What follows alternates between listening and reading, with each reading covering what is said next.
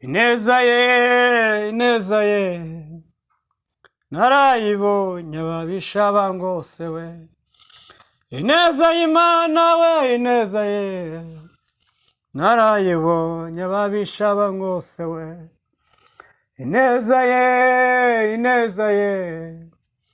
narayibonye ababisha bangose, ineza ye narayibonye ababisha bangose, ineza ye narayibonye ababisha bangose we, ineza ya Yesu, ineza ye narayibonye ababisha bangose, mu makuba we, ineza ya Yesu we, ineza ye, haleluya, narayibonye ababisha bangose, talaminifo, ineza ya Yesu Mana, ineza ye narayibonye ababisha bangose we, ineza ye narayibonye ababisha bangose, mu burwayi ineza ye, haleluya, narayibonye ababisha bangose we, mu bigeragezo ineza ye narayibonye ababisha bangose we, haleluya. Imana ishimwe cyane mu izina rya Yesu Kristo. Turabashimye mwese mukurikirana ijambo ry'Imana, tubasuhuza muhereye mwese mu izina rya Yesu. Amazina n'ayandi nk'ibisanzwe, Nyandwi Desire, turagutse kujya tuganira ijambo ry'Imana. Uwiteka ashimwe hejuru mu izina rya Yesu. Muri biravuze ngo ineza ye narayibonye ababisha bangose. Nawe wabonye ineza y'Imana bitoroshye, nawe wabonye ineza y'Imana uri mu makuba bitoroshye, uri mu burwayi, nubwo atarakira, nubwo hari abakirwaye, ariko humure, Yesu nawe arakugirira neza. Rero dushima Imana, twabonye neza yayo, kandi nawe ku ruhande rwawe warayibonye, kandi wayibonye wabuze abantu, ariko hagaragara ukuboko kw'Imana kurusha kw'abantu. Ukuboko kw'Imana kujya gukomera kandi kukashyiraho ibitariho bikabaho, ariko uko abantu kujya kukarangira n'ibyabyo. Ariko Yesu ukuboko kwe ni paka kugejeje mu ijuru. Imana himbazwe cyane. Rero ineza y'Imana wenge yumve bundi busha, yaba waribagiwe ineza ya Kristo yakugiriye, wongere usubiza amaso inyuma ubuke ineza ya Kristo, wongere utumbire ijuru umve ineza y'Imana, waratakaje ibyiringiro wongere ugarure ibyiringiro bundi busha, kuko Yesu yarahabaye kandi yagaragaje imbaraga zino kwera kwe ku buzima bwanjye, ku buzima bwawe. Reka dushime Imana, dusenga Imana kugira ngo tuganire ku ijambo ry'Imana, twumve icyo Imana dutekerezaho cyangwa yateguriye uyu munsi, nge nawe unoza amatwi. Imana turagushimiye mu izina rya Yesu, tugushimiye kuri mwiza muri byose kandi ukiranuka ibihe byose. Uwiteka uzahora wahozeho kandi urakwiriye urubasha, waduhaye Yesu ngo atubere ubugingo bwacu iteka ryose. Imana ishigwe hejuru. Amaraso yawe natweze adutunganye kuko turi babi, kuko ijambo riravuga ngo nta mwiza ubaho kereka Imana yonyine. Uri Imana cyane ku bihe byose, nyagasani himbazwe. Aya masaha mwuka waraganze, butatu bwera bwisumba byose buzenguruka isi mu izina rya Yesu. Ijambo ryawe rigiye gutambuka, nyagasani Uwiteka kuno rubuga ukora ibikomeye, abazatega amatwi bose bazahorwe nawe, bazumve ubwiza bwawe kandi bazagira imwe ibyiringiro kurusha ibya mbere. Uwiteka himbazwe. Urakoze, turagushimiye ngo ubana natwe mwiri byose, tubisabye mu izina rya Yesu Kristo w'i Nazareti Yesu, amen. Ineza y'Imana irutiye abantu, kuko iyo abantu hazamo incyuro cyangwa iyo abantu bakagira kwicuza ibyo bakugikoreye, ariko ineza ya Kristo nta ncyuro zibamo kandi ntago hazamo ingaruka. Rero wongera utumire Yesu kuko afite ineza irutiye abantu. Reka dusome ijambo ry'Imana, twumve icyo Imana dutekerezaho uyu munsi, nge nawe unteze amatwi. Imana ishimwe hejuru mu izina rya Yesu kandi Uwiteka arere ibihe byose. Turasoma ubutumwa bwiza bwanditswe na Luka, ubutumwa bwiza bwanditswe na Luka bwa Yesu, ibice 9 umurongo wa 49. Titira avuze ijambo ryiza rikomeye, aravuze ngo utari umwanzi wa Yesu abari mu ruhande rwe. Ngo utari umwanzi wa Yesu abari mu ruhande rwe. Uri mu ruhande rwande? Ni ijambo tugiye kuganira rifite intego rivuga ngo kuba mu ruhande rw'Imana. Imana himbazwe cyane, kuba mu ruhande rw'Imana. Turaza kureba ukuntu umuntu aba mu ruhande rw'Imana, kandi umuntu atari mu ruhande rw'Imana aba ari mu ruhande rwa Satani. We data we, Imana itugire neza. Utari umwanzi wa Yesu aba ari mu ruhande rwe, ni ijambo ry'Imana. 49 haravuze ngo Yohana aramusubiza ati databuja, twabonye umuntu wirukana abadayimoni mu izina ryawe, turamubuza kuko adadukurikira. 50 Yesu aramubwira ati ntimumubuze kuko atari umwanzi wanyu, aba ari mu ruhande rwanyu. Ndarisubiramo.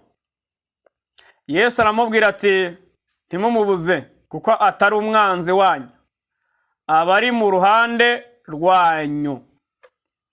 Imana ihimbazwe cyane, ijambo rikomeye kandi riryoshye cyane. Twongeye dusome igitabo cya Yesaya, umuhanuzi mukuru, ibice 55 umurongo wa mbere. Havuze ngo dore ukuboko k'Uwiteka ntikwaheze inanirwe gukiza, n'ugutwi kwe ntikwapfuye ngo inanirwe kumva, ahubwo gukiranirwa kwanyu niko kwabutandukanyije n'Imana iyanyu. Ibyaha byanyu nibyo bitera kubima amaso ikanga kubumva. Erega amaboko yanyu yahindanyijwe n'amaraso, n'intoki zanyu zandujwe no gukiranirwa kwanyu. Vuga ibinyoma, n'ururimi rwanyu ruvuga ibibi by'ibihwehwe. Imana idufashe mu izina rya Yesu. Muvuga ibinyoma, n'ururimi rwanyu ruvuga iby'ibihwehwe. Yewe Imana idufashe mu izina rya Yesu we. Yesu adufashe mu mbaraga ze no kwera kwe, atugire neza. Ijambo rivuze neza rero, twihute twumve icyo Imana ivugana natwe aya masaha. Ni umugisha tugiriwe ku Mana, kuko hari benshi uyu munsi bagiyemo kubashingura, hari benshi barimo kuba n'ibyago, hari benshi batarimo kweguka ngo byemere, hari benshi bari mu kaga gatoroshye cyane, mu marira atoroshye, hari benshi mbese bafite akaga gakomeye cyane, hari benshi barimo kuborogera mu bitaro bitoroshye kubera umubabaro. Mbese dushima Imana ko twebwe turi amahoro, kandi nabo Imana yemera ko bibageraho, kandi tubifurije kugira ngo Imana nabo ibagire neza. Ijambo rivuze neza rero muri Luka 9:49 havuze ngo utari umwanzi wa Yesu aba ari mu ruhande rwe. Buriya hari abanzi ba Yesu, ahubwo ntabwo uri mu banzi be. Kandi hari n'abavuga izina rya Yesu ari abanzi ba Yesu. Ikigusetsa ngo nuko Yesu n'abigishwa munyura mu mudugudu umwe, ngo basanga umuntu arimo kwirukana abadayimoni. Haleluya, haleluya. Kuko titira 9 yavuze ngo Yesu atuma intumwa ze, Yesu atuma abigishwa be 12 kwigisha. Imana ihimbazwe cyane. Ngo barahanyura na Yesu basanga umuntu wo kwirukana abadayimoni mu izina rya Yesu, kandi abigishwa batamuzi. Reka mbabwire, Yesu azi umuntu we n'utari aramuzi. Nkuko wasanga urimo gusengera ahantu, mushumba wawe cyangwa bakuyoboye bakakurwanya pe, ninde wakoreje gukora biriya? Urasengera bari abasengeri wacu se, mbese bakakurwanya. Na Yesu rero arababwira ati rero utari umwanzi wanjye aba ari mu ruhande rwanyu. Abantu bari mu ruhande rwa Satani kandi bakaza no mu ruhande rwa Yesu. Ikigusetsa. Ariko Yesu areba umuntu wirukana abadayimoni, asanga ni ishaka. Ni ishaka afite ryo kugira ngo izina rya Yesu bimenyekane, risenye imigambi ya Satani. Muri kino gihe umuntu afite impano isenya abadayimoni, barakurwanya da. Barakurwanya. Na bene so ndetse. Ngo birabivanye hehe, bikaba ikibazo amashyira gahaguruka. Rero mubigishwa ndakeka yaba bagize ishari, ni ishari. Ishari ryatangiye cyane ntabwo igihungu. Ni ishari rwose, ariko cyo ko barihanye, Imana bagire neza. Ngo nuko Yesu arabwira ati mumureke, kuko bavuze ngo uyu muntu uvuga mu izina rya Yesu atadukurikira, ngo bajya ngo n'umwanzi we. Ngo kagira Imana. gukurikira Yesu nicyo cy'agaciro kuja gukurikira abantu. Kandi icyambere kiri ngo gukurikira Yesu ntibisobanura ngo utonde umurongo imbere y'abantu cyangwa inyuma y'abantu. Byandi by'umutambagiro bijya biba muri Yerusalemu n'ahandi hose. Reka da, kuko ngo abigishwa bakurikiraga Yesu ariko basanga umuntu ufite Yesu atabakurikiye. Muri kino gihe rero iyo abantu batari mu murongo nk'uwo bashaka babazi kudafite Yesu, umva kaga kateye ngo bakurikire mu byo bashaka barumva ufite Yesu. Reka da, uwo muntu yaratunze imbaraga z'Imana ariko abigishwa batabizi. Yarize izina rya Yesu ariko abigishwa batabizi, kandi yarahawe imbaraga zo gusenya abadayimoni. Rero hari igihe usengera ahantu ukaba ufite impano Yesu yaguhaye zica muri wowe batabizi, noneho wasenga tuyabivanye hehe ko kagira Imana isi ifite akaga gatoroshye cyane.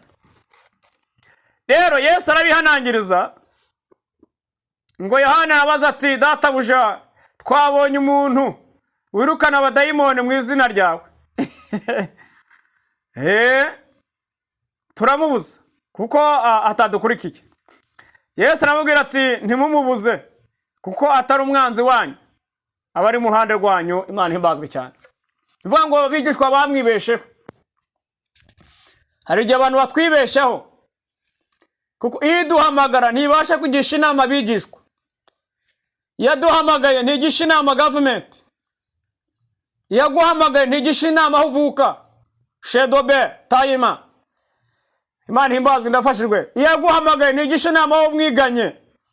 Rero abigishwa bakora ikosa ryo gucecekesha umuntu Imana arimo gukoresha, ariko Yesu abamuhonga bagasopota, we ntabwo ari umwanzi wanyu, gutari umwanzi wanjye bari mu ruhande rwacu. Imana ihimbazwe cyane. Rero Imana idufashe tujye neza. Naho ahubwo mu bigishwa harimo umwanzi, ahubwo ari we. Harimo umwanzi uzamugambanira, ahubwo bajya kureba umuntu uri mukuri, kandi Yesu nabazi umwanzi ubarwanya barimo. Imana idufashe cyane tujye neza mu izina rya Yesu. Hari igihe abantu bibesha bakajya kurwanya umuntu w'Imana, kandi Satani ahubwo abarimo. Urumva ikibazo cyise cyarateye. Ntibihereho ngo bisake bakajya gusaka abandi. Imana tugenza mu ndibisha mu izina. Turi kujabura ngo kuba mu ruhande rw'Imana. Uri mu ruhande rwande.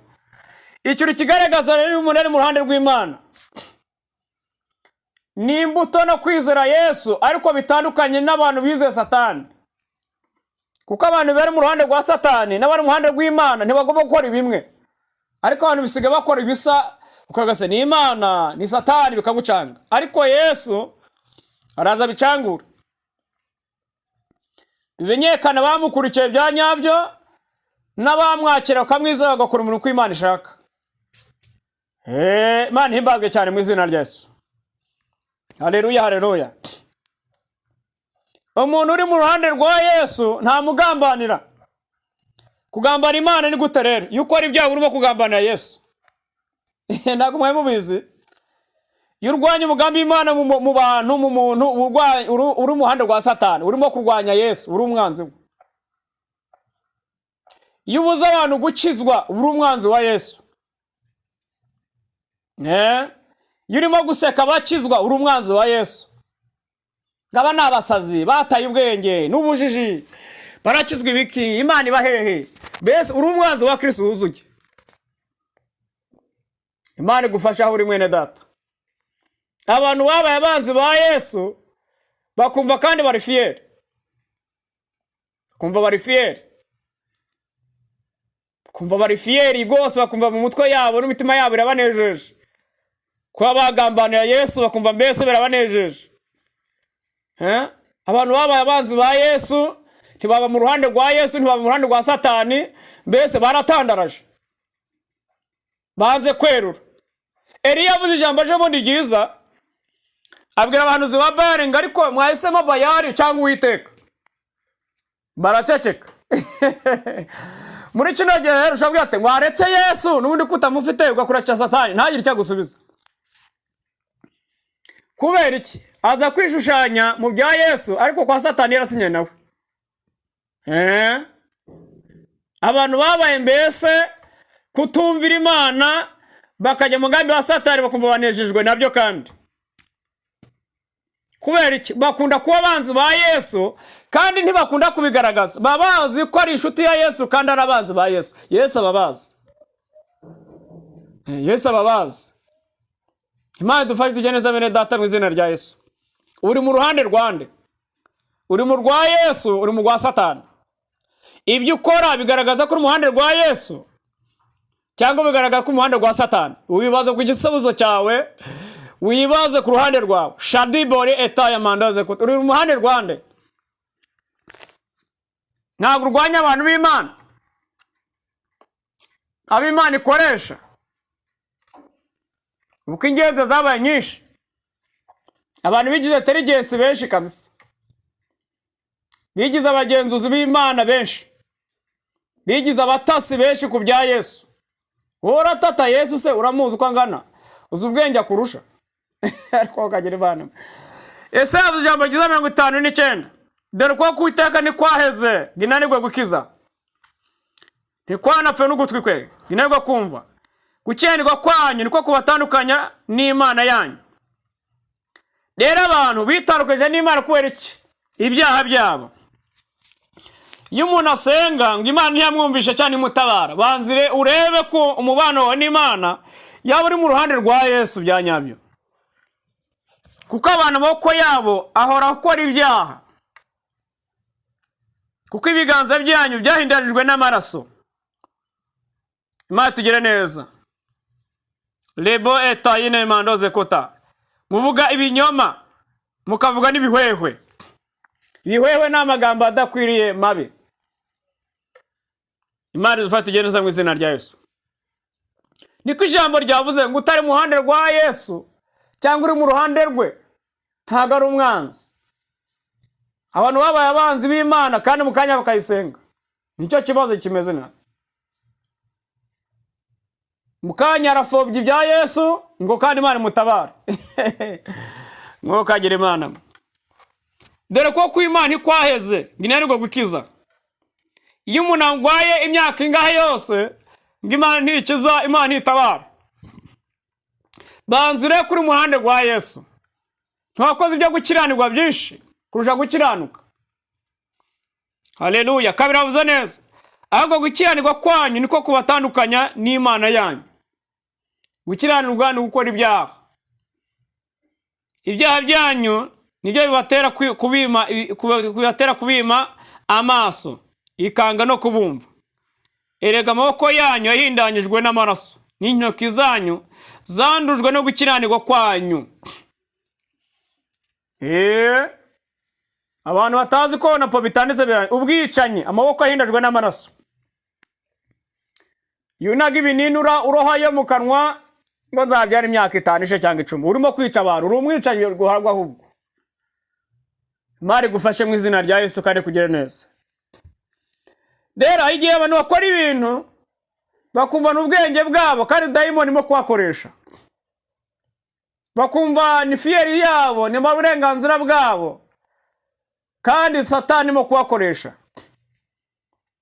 Kuko Satani ahera mu mitekerereze y'umuntu. Akamwumvisha ko icyo agiye gukora gifite ubwenge ari ubwenge bwe. Kagushukashuka niko birivuga. Satani ashukashuka Eva, aramushukashuka pe, ashuka n'umugabo we. Kabuza Satani agira akarimi karyoshye. Arakuryoshya neza, kumva bigiyemo neza. Kaba yaguteza umutego nk'uw'imbeba. Kwahubwa muguyemo. Rero Imana tugire neza. Yongere dukangure ndibusha. Kuko gukiranirwa kwacu ko gutuma Imana itatwumva. Warasabe ngo Yesu nakumva, ongera wisuzume ku ruhande rwawe. Ubone kuri mu ruhande rw'Imana wakiranutse. Cyangwa ure ko ari ruhande rwa Satani byakaraga bya Satani. Kuko ari n'abakora Satani batanabizi, atarabangaje. Hari abo Satani yangaje basinyanye, hari n'abandi Satani akoresha batanabizi. Bakumva kandi bari fiyeri yabyo ariko batazi ko n'umugora Satani. Kwagire Imana. Yesu atugire neza. Haleluya, haleluya. Rero ijambo ryavuze neza ngo uri mu ruhande rwa Yesu, uri mu ruhande rwande. Kuko kigaragaza ko umuhande rwa Yesu ni imbuto zigaragara, imbuto za Yesu. Ngo Imana yakumvisha, igituma itumva niki? Kuko yabusenga ibyaha bikazamuka kurusha ko gukererwa kwazamuka imbere y'Imana. Ntabwo ibisubizo byaza gute se? Byaza gute? Wongere mu ruhande rw'Imana rero, wongere usuzume ku ruhande rwawe. Tozi enema leta, vane gukiranirwa kwawe imbere ya Kristo, Imana ikugirire neza. Tugiye gusenga Imana. Dore ko kwayo ni kwazi gunerwa gukiza. Wararwaye, uraboshwe n'ibigeragezo byinshi, ariko Yesu arakiza. Ahubwo vane gukiranirwa kwawe imbere y'Imana, Yesu akugirire neza. Haleluya, haleluya. Abigishwa bahagurikiye umuntu urimo kurukana abadayimoni mu bantu. Yesu aravuga ati nimumubuze.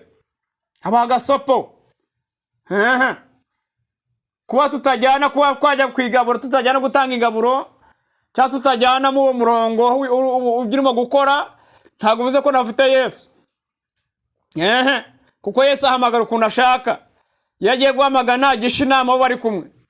Imana ihamagara umwana bwayo mu bushake bwayo n'umutima wayo. Nta n'umugisha inama. Teleko deta sobire abonema. Bo mu ruhande rw'Imana rero, wongere usenge ariko wejejwe n'amaraso ya Yesu. Tugiye gusenga Imana kugira neza mwene data. Aho wateshutse urahazi. Aho utagenze neza mu nzira zawe urazizi. Ariko ngera ugarukire Yesu aratabara. Unapira kuzengereje ngo ufite ubwenge rwose bwarakuzuye bwahe. Biravuga ko Imana ubwo bwenge kwavujyana uko ujijuka. None ahubwo mu kubijyamo kandi ngo murajijutse. Ngoze mujujetse. Ko muyisaba umuceri ngo nibaho umuceri ni ubaha. Mwayisabye kaje babonereza ariyo. Kwisaba akazi ngo mpakazi Imana ikagaguha. Ibindi byari inani. Satani abongore namwe mwemere. Namwe mwemere. Se mama we yijyamora wari kuvuka ute? Nuko nta bwenge yari afite. Ariko sha isira batwaye pe bagiye kuhanebera. Ujye muhenebere neza neza. Kuba mwawe mu ruhande rwa Satani, mwarahoze mu ruhande rw'Imana. Tekereza, mugiye kuba nka Satani mu ijoro va mu ijoro n'amarika. Ngo amarika banze kurwanira Satani bagaro kurwanira Imana bahera hagati. Ngo uratsinda turajya kuri ubu. Niko abantu basigaye bameze muri kino gihe. Ngo Imana iraza gukora ndajya mu bapfumu nongere nkora ibi, nge no gusenga nkora ibi, ngira kora ibi ngira abere yo Mana. Ariko kagena Imana. Yewe data we, uzabura byose ngatimenye rero. Yesu mubure na Satani akwihakana. Nuko bigenda aguhate n'igiti kandi. Kuko wanze kwerura birabe ngo nta uceza abami babiri. Gomba gutenga umwe undi ukamwanga wakurikira undi. None bafateje abandi babiri reka baza babadihe mwese. Yewe Yesu we, Imana itabara abantu baye mu izina rya Yesu. Ibagire neza. Zo planning Yesu atazi zirabakoraho. David avuze ijambo ryiza kumenga yobozi witeka. Ukino gihe turimo kwibaza Satani, abantu benshi barimo kwibaza Satani, ariko ngo yobozi witeka inzira. Kuko inzira ntago yabaye ibindi irimo byinshi. Mwijima wabaye mwinshi cyane. Dere yoboje Satani akuyobora iwe. Nta handi yakuyobora atariwe. Kandi urabizi kwa Satani nta kiza kiricyo. Rero Imana igufashe mwene data mu izina rya Yesu. Uri mu ruhande rwande. Uri mu ruhande rwande mwene data. Tugiye gusenga Imana uteze amatwi ijambo ry'Imana. Wibaze ku giti cyawe uruhande warurimo. Ariko uruhande warurimo ni rwiza cyangwa ni rubi. Ibyo ukora bigaragaza ko uri mu ruhande rwa Yesu cyangwa ibyo ukora bigaragaza ko uri mu ruhande rwa Satani. Yaba ari ikintu kitajya ruswa no mutima. Niyo bakurondora uko bingana kose. Umutima nuko wemeza ibyaha na mwuka wera wemeza abantu. Haleluya, haleluya. Tosirema. Reka dusenge. Kadusenge. Kuko Imana kuracyakora, ahubwo icyo Imana dushaka no gukizwa neza. Hari gukizwa hari no gukizwa neza. Mujye mu bitandukanya. Hari igihe umuntu akizwa adakijijwe. Akaba mu baro bw'abantu bakijijwe, ariko kurugero Imana ishaka atarushikaho. turacyafite urugendo rurerure. Hari ugukizwa neza no gukizwa rero, kandi mu ijuru hazajyamo wakijwe neza, ntabwo hazajya wakijwe gusa. Hari umuntu akizwa agakizwa muri bimwe ibindi akabireka, ntabwo rero byakunda. Amanota y'agakiza Yesu atarayabona ngo yuzuye ntibizakunda. Imana idufashe twese tugereza mu izina rya Yesu. Tugiye gusenga Imana igushoboze uhane kuba mu ruhande rwa Yesu, kuko n'abari mu ruhande rwa Satani barahari. Umuntu uri mu ruhande rwa Satani rero agira confidence nyinshi cyane. Yeba nawe kwereka ko iby'Imana bizi bya hatari, mbese byuzuye byahe, kandi wabona imirimo ye ntaho bihuriye namba. Ariko umuntu uri mu ruhande rwa Yesu ahora ameze nk'umuswa, kandi ahora guhana guca bugufi no gushaka Imana. Ariko umuntu wamenye ibya Yesu, mbese uri mu ruhande rwa Satani, akwereka ko ibya Yesu abizi, abimenyereye. Ntawe umenyera ibya Yesu. Reka. Yamwe muzi umuntu uri mu ruhande rwa Yesu rwa Satani, nta muzamu bitandukanira. Imbuto z'umuntu na confidence ye bigaragaza icyo ari cyo, yaba ari mu ruhande rwa Satani cyangwa rwa Yesu. Imana tugereza mu izina rya Yesu. Yesu agufashe. Imana iguha imbaraga. Petero amaje ngo ari kurimo muri bo, uri umunyagalilaya ngo ntago nzi ibyo muvuze. Ntago iyo muri Yesu ntago byakwishira. Paulo yavuze ngo turizandiko ziswema na bose. Ntago yagiye mu maraso ya Yesu ubusa nk'isi, ntago bihura. Ntago bihura. Iyo umuntu aje mu bukwe ahita amenya umugeni n'umukwe, uhita ubatandukanya direct, ntago bitiranye. Byabyigaragaza umukwe n'umugeni. Kuvuga ngo umugeni n'umusore ntago bijya bibyihisha. Rero iyo umuntu afite Yesu ari mu ruhande rwa Yesu birigaragaza, ntago byishira. Nuko bimeze. Imana ihimbaze cyane mu izina rya Yesu Kristo. Kandi nta muntu uyobaga umugeni mu bukwe. Abantu bambaye neza ariko umugeni afite itandukaniro. Rero muri Yesu mu ruhande rwo ufite itandukaniro utari mu ruhande rwa Yesu, yaba ntaryo ongera wegere Yesu. Ongera umwegere we mu ruhande rwa Yesu use nk'Imana isumba byose. Imana ihimbaze cyane mu izina. Tugiye gusenga Imana. Aho umva Imana itagutabaye, twabonye ikibazo cyo gihari ngo no gukiranirwa kwacu no kuvuga ibihwehwe no kugira ibinyoma. Ibihwehwe n'amagambo adakwiriye, kuvuga ibidakwiriye mu mbere ya Kristo. Rero bazi ko ibintu byose hano ku isi Imana bishima cyangwa ibyakira. Reka da, hari byose Satani akoreramo byinshi cyane bituma ubugingo bw'abantu bujya Gehinomu. Reka dusenga Imana. Twatangiye kubura uvuga ngo ineza inayibonye ababisha bangose. Yesu yagukije ababisha bakugose, kandi ubura cyahari bandi, kandi ubona ineza y'Imana. Rero ngero garukira Imana we mu ruhande rwe, ineza ya Kristo yongeye garuka bundi busha mu izina rya Yesu. Tugiye gusenga. Aho uri wose wacitse intege utari mu ruhande rwa Yesu, aho wakiraniwe wavuze ibihwehwe, waturewezwe nubwo kwatura barimo kubica, kandi ngutejwe ntazabona umwami Imana. Niwishinga ikigare kiri hano mu isi ibinyoma uzanimbukana nacyo. Shaka Yesu wawe wo mu ijuru ku giti cyawe, soma ijambo ry'Imana rikuyobore, naho ibindi byose nubyishinga biragutwara mu mwijima utoroshye. Mana Data mu izina rya Yesu ukiranuka, turagushimiye Yesu, uri mwiza kurusha abantu. Mana tuvuga ibihwehe bidakwiriye tosinema. Benshi ntibabaye mu ruhande rwa nko bikwiriye. Benshi babaye mu ruhande rwa Satani. Benshi bagiye mu ruhande rw'ibyisi. Ariko Yesu duha imbaraga zo kuba mu ruhande rwawe. Turinde kuba abanzi bawe Yesu, den enema. Shalabi ekudeta. Twari totomye kutadutabaye, ariko twabonye igituma ngo utatwumva, ngo ni ugukiranirwa kwacu kudatuma utatwumva. Amaraso Yesu ubwoko bwawe zometa shidibinifo. Uruwiteka uracyeka nk'Imana. Ngaho turasenze buri wese akurikirana ijambo mu isi wose mu izina rya Yesu rizahimbura ubugingo bwe. Letita fo elemando lekita. Ngaho turagushimiye, rengera ubwoko bwawe. Buri wese wacitse intege umukomeze, wongeye umugare mu nzira y'imbaraga. Utari mu ruhande rwawe yongera ujye mu ruhande rwawe. Wibagiye ineza yawe yongera yibuke, kuko warigaragaje mu bantu benshi. Ngaho turagushimiye, dushoboze muri byose mu izina rya Yesu. Amen. Imana y'amahoro isumba byose bamugisha ibagire neza. Mukandasaburi mukarasheya nakagaruka mu ijambo ry'Imana. Turi kumwe Yesu abamugisha bagire neza. Shalom shalom.